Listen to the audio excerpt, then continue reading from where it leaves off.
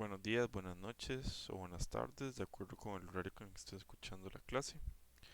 El día de hoy vamos a revisar lo que sería el sistema límbico, unas cuantas generalidades. Esto está basado en el capítulo 9 del SNEL y el capítulo correspondiente del Blumenfeld de neuroanatomía. En relación con el contenido, vamos a revisar básicamente lo que serían las principales estructuras que lo componen y sus diversas funciones. Si buscamos una definición sencilla de qué es el sistema límbico, o también llamado lóbulo límbico, que por algunos neuroanatomistas es conocido también como el quinto lóbulo cerebral o el sexto lóbulo cerebral, de acuerdo con el autor, corresponde a aquellas estructuras corticales y subcorticales que principalmente se encuentran en la línea media y de forma ventral o basal. Y limbus o límbico viene de aquello que está en el borde de alguna estructura. En general va a estar muy desarrollado en la mayoría de los mamíferos y en los seres humanos va a estar oculto principalmente por la neocorteza. Eso significaría que si vemos un cerebro, por ejemplo, de un perro o algún otro mamífero con un desarrollo menor del cerebro, va a tener un gran sistema límbico, en especial unos grandes bulbos olfatorios, mientras que en los humanos o en otros mamíferos más desarrollados como el delfín, la neocorteza lo va a estar cubriendo. Y va a tener funciones que son vitales para la supervivencia de los seres humanos y de los restos de los animales en el reino animal. Entonces, en general, ¿qué componentes tenemos del sistema límbico? Son todos los que encontramos en la imagen de la derecha. Entonces vamos a tener ciertas partes de la corteza que vamos a denominar corteza límbica. Vamos a tener ciertas estructuras de línea media cercanos al hipotálamo de forma anterior y lateral, que se llama el área septal, y también que está cerca de la región basal frontal, que se llama el prosencéfalo basal. Tenemos algunas estructuras del diencéfalo, de los núcleos de la base. Tenemos la parte del lóbulo temporal medial, que es la formación hipocampal. En el polo temporal tenemos la amígdala. Tenemos la corteza olfatoria a nivel de la corteza entorrinal o piramigdalina y el bulbo olfatorio, y la corteza basal frontal o orbitofrontal, y también parte del hipotálamo. También es importante la regulación de la parte que es la formación reticular a nivel del tallo cerebral. Entonces, realmente, si uno se pregunta cuáles son las funciones del sistema límbico, va a tener cuatro funciones principales. Vamos a tener una que es el olfato, que va a estar dada principalmente por la corteza olfatoria, que principalmente se localiza en el lóbulo temporal, la que sería la corteza periamigdalina y entorrinal, y a nivel del lóbulo frontal, en la región basal frontal, en la corteza orbitofrontal, que también tiene relación con la función olfatoria. Tenemos la función de la memoria, que principalmente es para que se formen nuevas memorias y que éstas se archiven y luego poder evocarlas de forma consciente. Y esto va a estar principalmente involucrada en la formación hipocampal, que tiene una estructura específica que permite realizar lo que es potenciación a largo plazo, que se forme plasticidad sináptica y que se formen nuevas memorias. Y cuando hablamos de lo que son las emociones, ya sea felicidad, miedo, entre otras, y el componente emocional que le damos a las memorias, la principal estructura relacionada es la amígdala. Por otro lado, el sistema límbico también tiene función relacionado con la homeostasis, sistema nervioso autonómico y control neuroendocrino, que está principalmente regulado por el hipotálamo. Pero quizás de las más importantes o más estudiadas está la memoria y las emociones, así como una más primitiva como lo es el olfato. Si buscamos qué estructuras de la corteza componen el sistema límbico, vamos a tener que en la cara medial vamos a tener lo que son los giros orbitofrontales. En la región basal frontal vamos a tener todo lo que es el giro del cíngulo. Vamos a ver, el giro del cíngulo. Y también tenemos a nivel del lóbulo temporal, en la región mesial o medial, lo que es el parahipocampo, eh, el, el polo temporal y lo que es el uncus en la región más mesial. Importante recordar que el parahipocampo está delimitado por el surco colateral y que en la región más anterior del surco colateral se denomina también surco renal esa porción. Si vemos una cara basal, vamos a tener nuevamente que tenemos el giro recto, el giro orbitofrontal y lo que es la corteza temporal mesial, que tendremos aquí el uncus, recordemos en una relación muy cercana al mesencéfalo, el parahipocampo, ¿ok? Y que está delimitado el parahipocampo por el surco colateral. Y si vemos en la cara lateral, aquí otra vez nuevamente recordar que tenemos el polo temporal. En el polo temporal vamos a tener lo que es la amígdala y tenemos la región anterior de la ínsula que también está relacionada con el sistema límbico. Entonces, recordemos que cuando clasificamos la corteza, la podemos dividir en dos grandes grupos de corteza.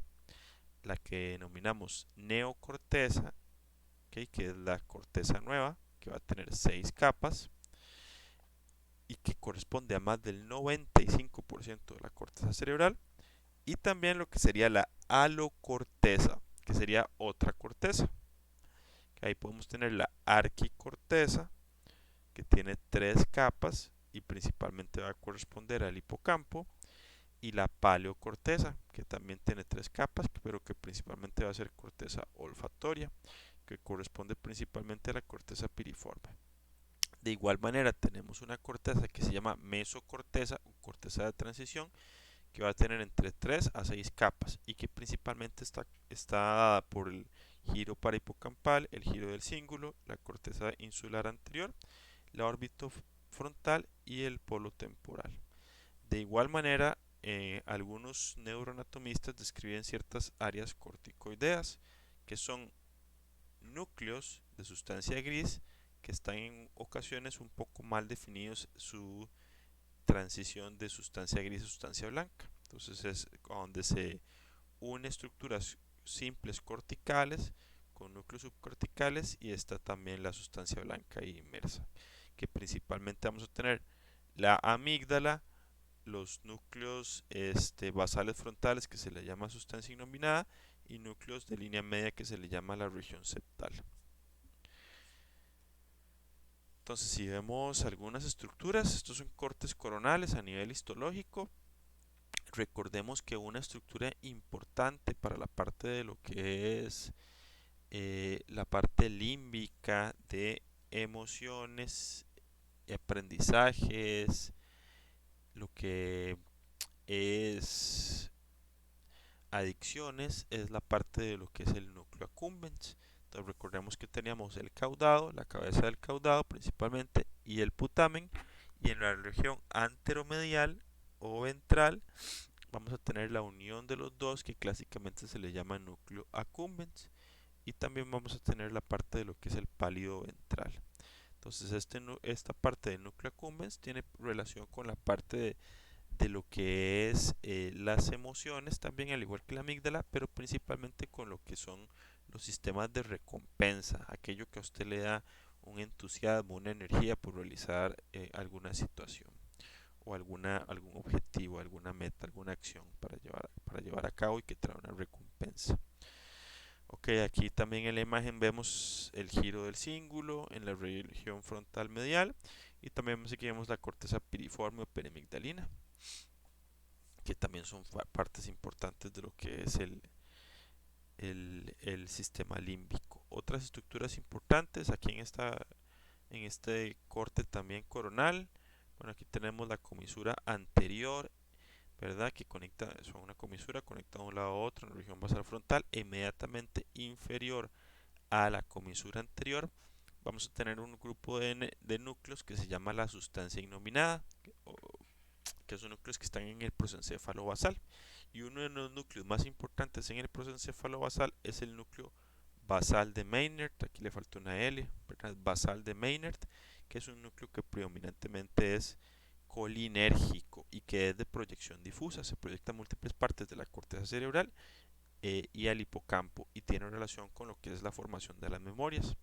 En pacientes con enfermedad de Parkinson, de hecho, va a estar disminuido de tamaño y se pierde la secreción de acetilcolina, de tal manera que en este grupo de pacientes utilizamos inhibidor de acetilcolinesterasa para tener una mayor disposición de acetilcolina. Entonces aquí tendríamos la sustancia inominada debajo de la comisura anterior y en la sustancia inominada tenemos el núcleo basal de Meiner.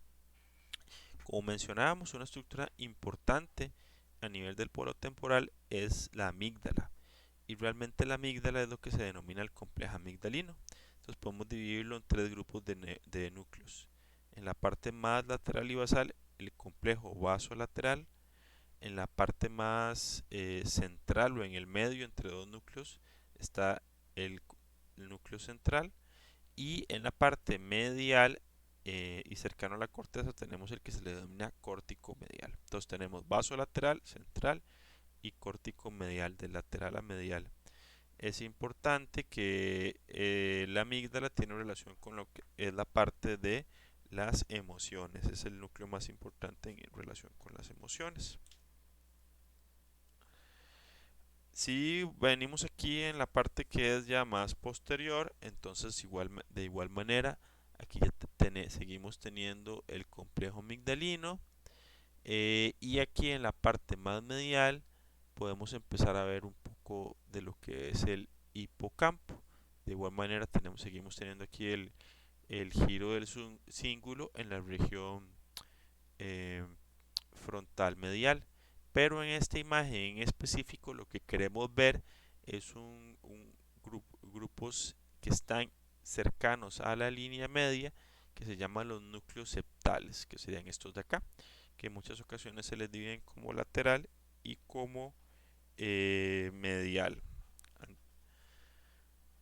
Ok, entonces todos estos estructuras del sistema límbico van a estar interconectadas por sustancia blanca o por axones.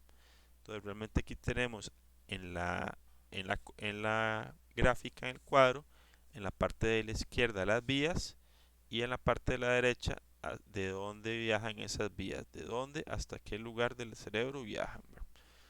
Entonces, por ejemplo, aquí tenemos algunas importantes como el fornix, que ven que viene del subículo y puede llegar inclusive hasta los núcleos mamilares, el hipocampo que puede llegar a los núcleos septales y otras estructuras importantes como lo son, de tal manera que otros importantes aquí, por ejemplo, es la vía perforante y alveolar que viene de la corteza entorrinal a el giro dentado, las células granulares en el caso de la vía perforante, y de la corteza entorrinal a las células piramidales del hipocampo de forma directa, la alveolar, entre otras muchas fibras. Un punto importante es la parte de lo que es el rinencéfalo, el sistema olfatorio, y aquí nada más, esto bueno, ya lo tuvieron que haber revisado en una clase de pares craneales, pero recordar que vamos a tener lo que son los nervios olfatorios, las fibrillas de nervios olfatorios. Recordemos que estos van a tener receptores para los odorantes, que los odorantes tienen que mezclar con la mucosa y disolverse, que hay más de 5000 genes relacionados con el olfato, que esto realmente lleva a que se active una GOLF y se da una traducción de señales.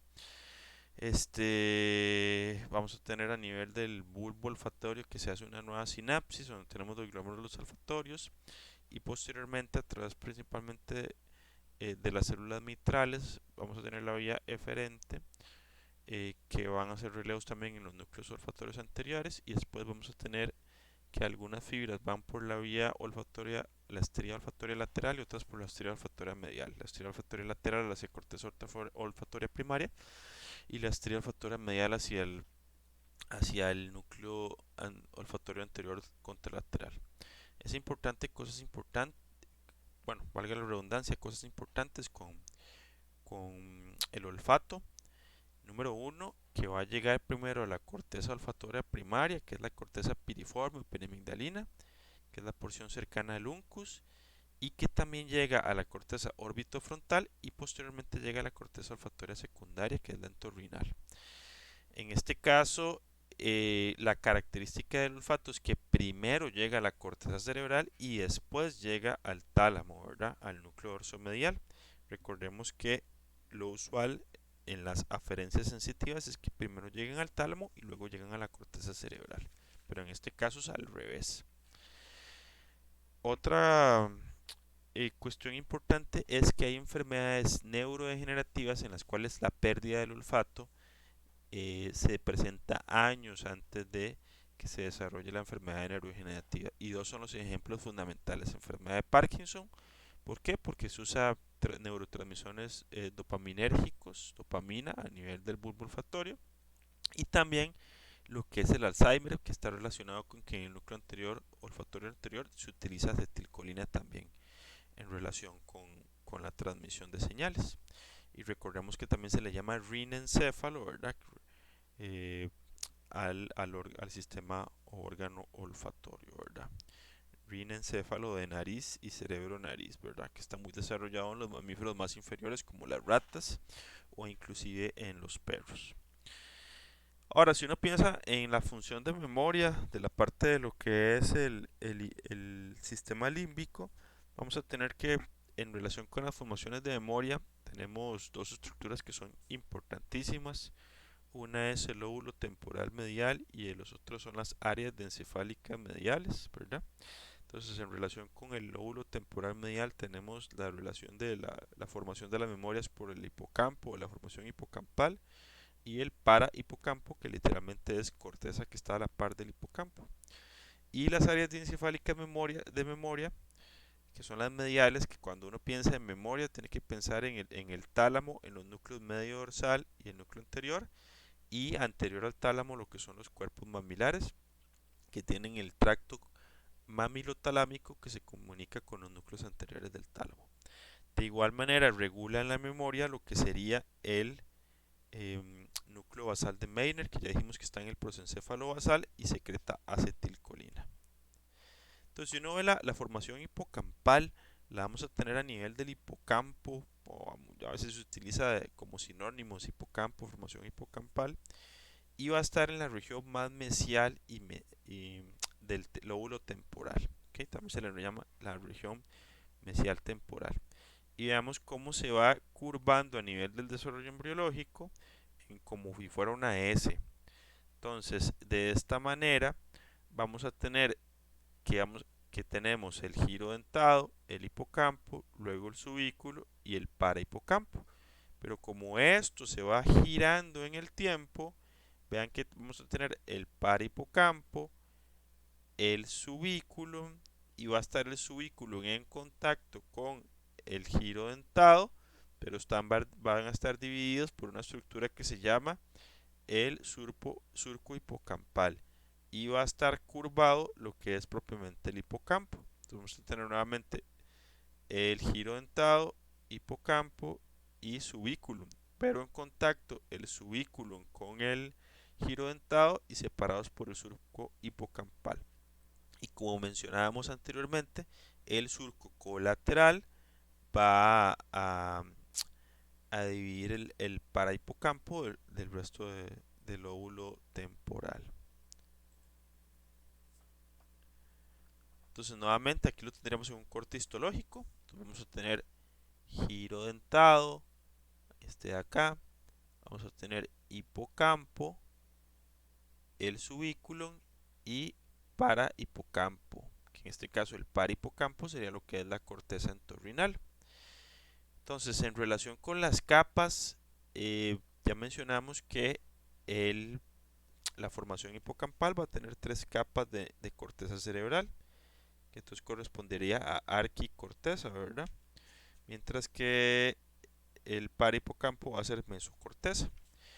En relación con las capas que tiene el giro dentado, de la más superficial o en contacto con la pía a la porción más profunda, vamos a tener la polimórfica, granular y molecular. Entonces, nuevamente aquí tendríamos polimórfica, granular y molecular. Y las que se van a proyectar a otros lugares o que van a ser las eferentes corresponden a las granulares.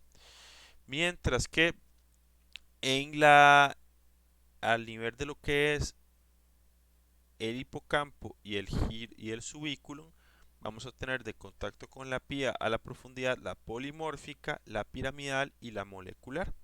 Y la que funciona como eferente va a ser la piramidal.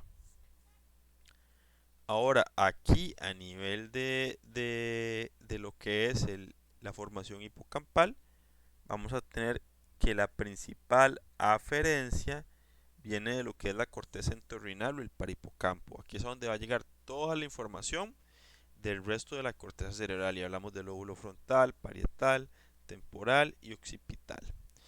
Y la principal vía eferente va a ser el subículum, que luego se proyecta a través del fornix al, a la corteza. Bueno, se puede proyectar a través del fornix o se puede proyectar propiamente a la corteza entorrinal.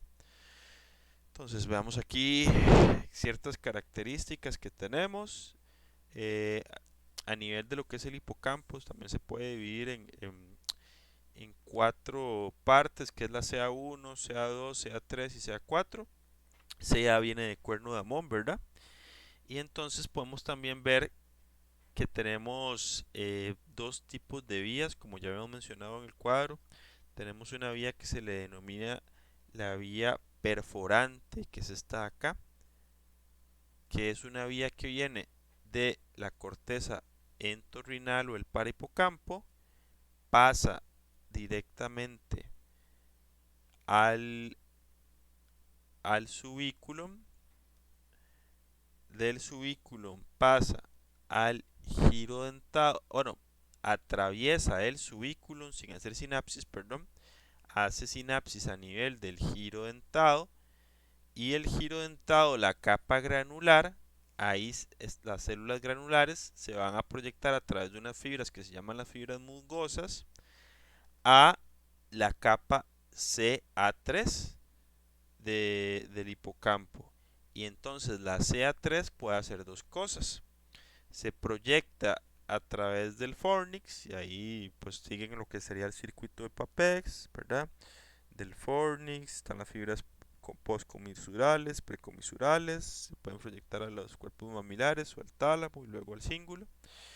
O en vez de proyectarse al fornix, la capa CA3, las células piramidales, se pueden proyectar a la porción CA1.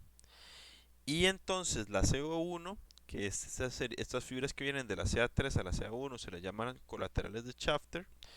De la CA1, aquí lo que hay son células piramidales nuevamente, se puede proyectar otra vez al fornix, ir de vuelta al fornix, o proyectarse más bien al subículo, ¿verdad? Entonces aquí vemos que tiene dos flechas, una para que se va para el fornix y otra que se va para el subículo. Y en este caso el subículo puede ir de vuelta a lo que es eh, a la corteza entorrinal o irse también al fornix, ¿verdad? Y esto cierra entonces la vía perforante. Ahora hay otra vía que se llama la vía alveolar, en el cual de la corteza entorrinal, que sería esta más como cafecita que vemos aquí, la roja sería la perforante, la café sería la entorrinal. En este caso, la alveolar se proyecta directamente a la CA1 y la CA3 y de ahí estas se proyectan al subículum. ¿Ok? De ahí de CA1 CA3 ya se proyectan al subículum. Entonces aquí lo que se evita es pasar por el giro dentado en la vía alveolar. Entonces, hay algo que se ha denominado el circuito de Papez, ¿verdad? Que fue escrito en 1937 por James Papez y es como históricamente se había pensado que funcionaba la memoria. Entonces, lo que se presupone es que de toda la corteza cerebral va a venir información al parahipocampo y que del parahipocampo la información pasa al eh, hipocampo o la formación hipocampal. De la formación hipocampal van del subículo, pasa lo que es el alveus, la fimbria del hipocampo y posteriormente a través de una estructura que se llama el fornix, que tiene forma de C, que será aquí lo que está como en verde, pasaríamos a lo que son las cruras del fornix, que son los pies, luego el cuerpo del fornix y luego las columnas del fornix. Entonces, de las columnas del fornix hay unas fibras que son postcomisurales, que se llaman postcomisurales porque aquí hay una comisura, ¿verdad? Esas fibras postcomisurales van a los cuerpos mamilares y de los cuerpos mamilares vamos a los núcleos anteriores del tálamo y de los núcleos anteriores del tálamo lo que se hace es que se va a la corteza del cíngulo y la corteza del cíngulo tiene fibras o sustancias de redes de sustancia blanca que se devuelven al para hipocampo y eso cierra el loop o cierra el asa. También hay unas fibras que se van precomisurales antes de que haya la comisura anterior y estas fibras se van hacia los núcleos septales. Recordemos que estaban a nivel de la línea media. Entonces lo que se presupone es que toda la información de los estímulos sensitivos que vienen de la corteza frontal, parietal, occipital y temporal, toda la información de memoria llega al hipocampo y va de vuelta a la corteza cerebral para depositarse de forma difusa. Entonces, el hipocampo juega un rol importantísimo para lo que son las memorias nuevas y también para archivarlas y después poder evocarlas. Entonces, en pacientes que tienen lesiones del hipocampo va a haber dificultad para formar estas memorias nuevas. Esto es lo que le mencionaba. Entonces, ahí tenemos las vías intrínsecas de la formación hipocampal. La principal input o aferencia de la formación hipocampal va a ser la corteza entorrinal, que se está acá en amarillo, que está en el parahipocampo, ¿verdad? Y la principal eferencia va a ser el subículo. Entonces la información llega de toda la corteza, como vemos aquí en el esquema del frontal, parieto-occipital y temporal, de corteza de asociación, llega a la corteza entorrinal. Aquí recordemos que se procesa a través de la vía alveolar o la vía perforante. En este caso, la vía perforante que perfora el subículo llega al giro dentado a las células granulares y estas células granulares se pueden proyectar directamente a través del fornix, pero preferentemente lo que van a hacer es ir a través de fibras musgosas al hipocampo, al CA3, a la parte CA3 y de la CA3 a donde lo que hacen sinapsis con células piramidales. Estas CA3 se proyectan a la CA1 con las colaterales de Shafter, que son unos axones, y de la CA1, entonces ya eso se puede ir al fornix o irse al subículo. Y el subículo lo que hace es que se devuelve a la corteza entorrinal o se va directo o se va para el fornix también. Y también teníamos la vía alveolar, que lo que hace es que se va de la corteza entorrinal directamente al hipocampo sin pasar por el giro dentado y se devuelve al subículo y entonces ahí nuevamente tenemos todo lo que sería la parte de proyectarse a través del fornix o proyectarse a la corteza entorrinal. Entonces, nuevamente, el subículo lo que puede hacer es irse por el fornix a través de todo lo que acabamos de describir, que es el circuito de Papez, o devolverse a la corteza entorrinal. Y este circuito de neuronas a nivel de la formación formación hipocampal, tiene la habilidad de dar potenciación a largo plazo, ¿verdad? Principalmente mediado por receptores de glutamato y todo lo que es vía de calcio. Y esto da una plasticidad que permite formar estas nuevas memorias. Nuevamente, una de las estructuras con forma de C es el fornix. Entonces recordemos que teníamos el alveus, luego la fimbria del fornix, luego teníamos las cruras del fornix, teníamos el cuerpo del fornix, teníamos la comisura hipocampal, teníamos lo que eran las columnas del fornix, teníamos lo que eran las fibras precomisurales antes de la comisura anterior y postcomisurales, que las precomisurales se van a proyectar a los núcleos septales y las postcomisurales se proyectan a los núcleos o cuerpos mamilares y los cuerpos mamilares se proyectan a los núcleos anteriores del tálamo y los núcleos anteriores del tálamo se proyectan a todo lo que es el giro del cíngulo y del giro del cíngulo volvemos al lóbulo temporal, al parahipocampo. Y finalmente, entonces, esto es más de lo mismo, ¿verdad? Entonces, recordar que de la región basal frontal la acetilcolina también regula parte de lo que es el hipocampo y que también a través de una estructura llamada la formación reticular también se regula parte de todo lo que es el sistema límbico. Y aquí nada más es para recordar la retroalimentación entre hipocampo, formación hipocampal, por fornix a cuerpo mamilar, núcleo anterior del tálamo, del núcleo anterior del cuerpo mamilar al núcleo anterior núcleo anterior del tálamo al giro del cíngulo y el cíngulo de vuelta al parahipocampo y el parahipocampo otra vez a la corteza entorrinal y formación hipocampal. Entonces, en relación con una de las correlaciones clínicas, tenemos siempre el paciente HM, que es Henry Molaison. Eh, este paciente tenía una epilepsia farmacoresistente por una epilepsia del lóbulo temporal con lesión mesial temporal bilateral. En este caso lo que se hizo fue quitarle ambos hipocampos. Entonces Henry Molaison a la edad de 27 años se opera, se le quitan ambos hipocampos y queda con una amnesia o una pérdida de la memoria para formar memorias nuevas, que sería una amnesia anterógrada. Él recuerda todas las cosas previas a la cirugía, pero no es capaz de formar nuevas memorias. Entonces esto es por una lesión bilateral del hipocampo. Clásicamente el hipocampo derecho está relacionado más con la memoria visoespacial y el hipocampo está más relacionado con todo lo que es la memoria verbal, ¿verdad? O el lenguaje. Entonces, en este caso, Henry Molaison fue incapaz de formar nuevas memorias. Entonces, se le decía algo y a los 5 minutos ya se le había olvidado. Tanto fue el problema de memoria que él iba envejeciendo y él no reconoció con el tiempo quién era la persona que él veía en el espejo, ¿verdad? Él se le olvidaban ciertas cosas. Era incapaz de formar nuevas memorias. Y finalmente una manera fácil de clasificar la memoria es como memoria declarativa o explícita y memoria no declarativa.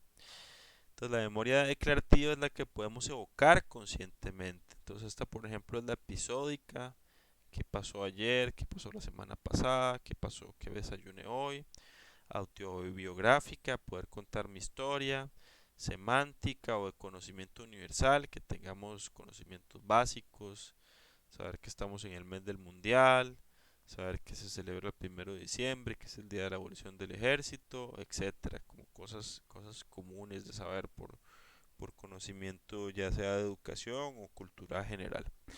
Y tenemos la memoria no declarativa o implícita, que es la que no podemos evocar conscientemente. Entonces una de las más importantes es la que pues, está ahí de los skills y los hábitos o habilidades. Y principalmente tenemos una que se llama procedural, que es de procedimientos. Entonces, por ejemplo, una memoria no implícita procedural es el aprender a manejar bicicleta o a manejar un carro, que eso no tenemos que evocarlo de forma consciente para realizarlo, o inclusive bailar, por ejemplo. Y en los pacientes que tenemos con una queja de pérdida de memoria, el principal diagnóstico diferencial son estos cuatro. Tenemos lo que es la demencia, que es cuando están fallando dos dominios cognitivos. Recordemos que los dominios cognitivos es la parte límbica de la memoria, la red perisilviana del lenguaje izquierdo, la red parietofrontal de la orientación visoespacial, la red occipitotemporal de reconocimiento de caras y objetos y la red prefrontal de funciones ejecutivas, atención y conducta. Entonces, cuando fallan dos de estas redes funcionales y el paciente es dependiente para actividades básicas de la vida diaria, bañarse, vestirse, comer, subir, bajar gradas, ya eso lo decimos que es una demencia. Cuando falla un dominio cognitivo, solo un dominio cognitivo, y el paciente aún hace sus actividades básicas de la vida diaria, decimos que tiene un deterioro cognitivo leve. Cuando el paciente lo que tiene es un trastorno ansioso depresivo y lo que tiene es un fallo en la atención y no puede formar de forma adecuada nuevas memorias, decimos que tiene una queja subjetiva de memoria. Entonces eso se llama con trastorno ansioso depresivo y la inatención. Y en algunos casos tenemos pacientes que lo que tienen son cambios de la edad, que los llevan a consultar los familiares, literalmente porque está muy viejito y lo han visto más lento y que se le olvidan algunas cosas. Pero los cambios de la edad normales es básicamente un problema para nominar, que se llama el síndrome de punta de la lengua, que es que los nombres de los objetos o cosas se le quedan en la punta de la lengua y no puede decirlos, y otro que es la disminución de la velocidad de procesamiento cerebral, que son un poco más lentos. Y finalmente recordar que la estructura principal de las emociones corresponde a la amígdala, ¿verdad? Y esta es capaz de darle una carga emocional a las memorias, entre algunas otras cosas. Entonces hay unos experimentos en los cuales se quitaban ambas amígdalas en monos y daba un síndrome que es el síndrome de Kluver-Bucy, en el cual los monos le perdían el miedo a las cosas. Entonces el experimento era poner monos en una jaula con serpientes y los monos sin la lesión le tenían miedo a las serpientes y los monos con la lesión eran más agresivos y le perdían el miedo a las serpientes. ¿Ok?